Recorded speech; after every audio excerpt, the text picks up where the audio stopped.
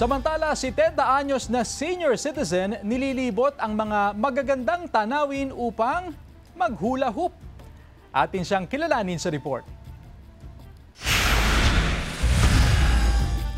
Ang hula hoop na nilalaro lang ng mga bata, kasama na rin ngayon sa exercise routine. Sa bawat galaw ng bewang at pag-ikot ng hula hoop ni Aling Celia de Vera mula Pangasinan, hindi mo aakalaing 70 years old na pala siya.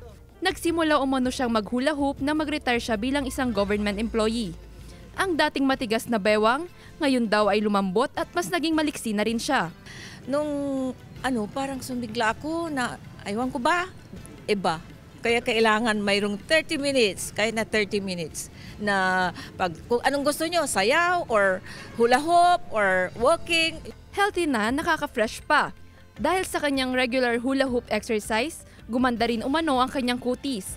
Kita naman kay Aling Celia na halos wrinkle-free pa ang mukha. Kasi sabi nila, hindi mo tingnan ang senior na ganyan, sabi nila. Aywan ko, niluloko nyo lang ako, sabi ko.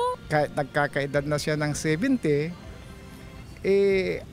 ang tingin ko sa kanya, parang ang edad niya, wala pang 30. Nais ni Aling Celia na maengganyo ang mga katulad niyang senior citizen na maging healthy and good-looking. Kaya't inumpisahan na rin nilang umikot sa iba't ibang lugar sa Pangasinan at doon gumagawa ng hula hoop videos na kanilang ipinupost sa social media. Balang araw, plano naman niyang sa ibang bansa maghula hoop upang ibahagi na ang exercise ay hindi lamang pang bata, kundi para rin sa matanda. Yung anak ko, makuha kami, this is States. Yes. Lilibot din akong maghuhula hoop. Kasama si Ron Tanieto, Jewel Fernandez, One North Central Luzon.